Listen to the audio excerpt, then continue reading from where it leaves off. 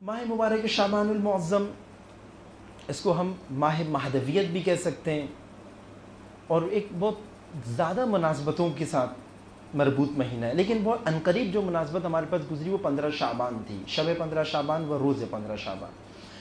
اس کی نسبت سے بھی آپ کی خدمت میں کچھ عرض کرتا چلوں۔ مہدویت تشیع کے اندر و خالص اسلام کے اندر، اصلی اسلام کے اندر، حقیقی اسلام کے اندر ایک ایسا مفہوم ہے جس کو مہدویت کہتے ہیں۔ مہدویت یعنی تمام عالم کے اوپر نظام قرآنی یعنی امامت و ولایت کا غلبہ۔ بہت مختصر سی تعریف کی آپ کی خدمت میں۔ تمام عالم کے اوپر گلوبل سسٹم آف ولایت اینڈ امامت آل اوور دا ورلڈ، یہ مہدویت ہے۔ ٹھیک ہے، مہدویت خود امام مہدی علیہ الصلوۃ والسلام سے عجل اللہ تعالیٰ فرجہ شریف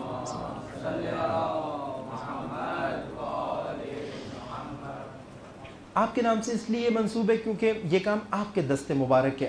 دست اطہر سے یہ کام انجام پانا ہے۔ لیکن آج کے اس دور میں جب عصر غیبت ہے، اس عصر غیبت میں ہمارا مہدویت سے کیا تعلق ہے عصر غیبت کے اندر؟ کیونکہ مہدویت کا ہدف حاصل ہونا ہے ظہور امام کے بعد، لیکن عصر غیبت میں ہم دیکھ سکتے ہیں کہ ہم کیوں مہدویت کے بارے میں اتنا متوجہ ہوں، اور کیوں ہمارے لیے 15 شعبان بہت زیادہ اہمیت کے حامل شب ہے کہ جو شب ولادت امام عصر ہے۔ تو ہم یہ کہیں گے کیونکہ مہدویت کی طرف اگر دیکھیں تو اس میں ہمارے پاس 3 مفہوم آتے ہیں، ایک غیبت امام،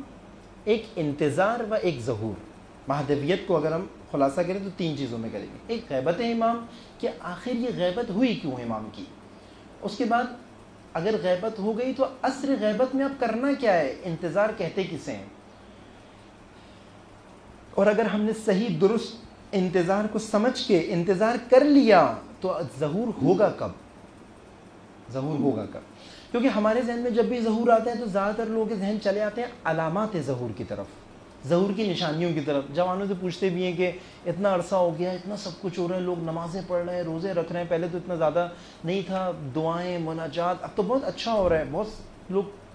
یہ کر رہے ہیں، اپنے واجبات ادا کر رہے ہیں، لوگ متوجہ ہو رہے ہیں، دنیا میں انقلاب آ رہے ہیں، اتنا بڑا انقلاب اسلامی ایران کے اندر آیا، اس کے بعد یمن بیدار ہو رہا ہے، نائجیریا میں بیداری آ رہی ہے، بحرین میں بیداری آ رہی ہے، عراقی جوان بیدار ہو رہے ہیں،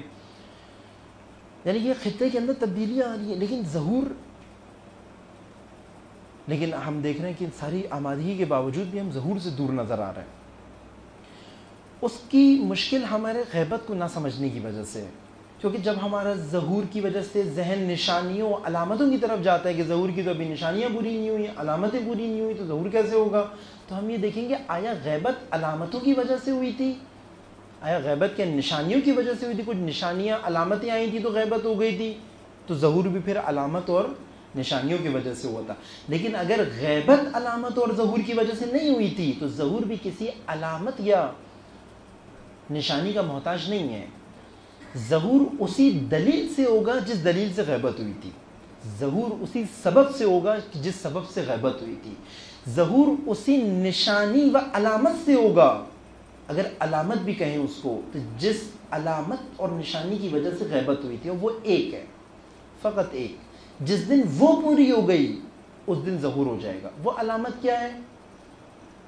امت کا اپنے میدانوں کے اندر بحیثیت امت حاضر ہو جانا۔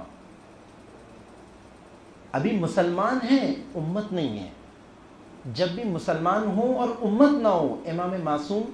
غیبت میں چلے جاتے ہیں۔ بس پہلے غیبت امت کی ہوتی ہے، پھر امام پردہ غیبت میں جاتے ہیں۔ اگر اس عصر غیبت کو ہم عصر غیبت امت کہیں تو یہ زیادہ بہترین عنوان ہے، کیونکہ لگتا ہے ایسے جیسے امام غیبت میں چلے گئے،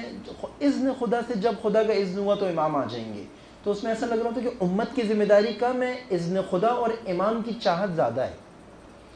جبکہ غیبت امت کے اپنے میدان میں نہ ہونے کی وجہ سے ہوئی ہے۔ جب بھی مسلمان اپنے میدانوں میں اپنی ذمہ داریاں ادا کرنا چھوڑ دیتے ہیں، خدا نعمت امامت کو ان کے درمیان سے اٹھا لیتا ہے، تب تک کے لیے کہ جب تک اس نعمت کی معرفت حاصل نہ کر لیں، اہمیت کو نہ جان لیں، تب تک یہ نعمت ان کو نہیں دیتا۔ اب ایک جوان یہ بھی پوچھ سکتا ہے کہ ایسا کیوں ہوا، یہ نعمت ہم سے ہی کیوں اٹھائی گئی،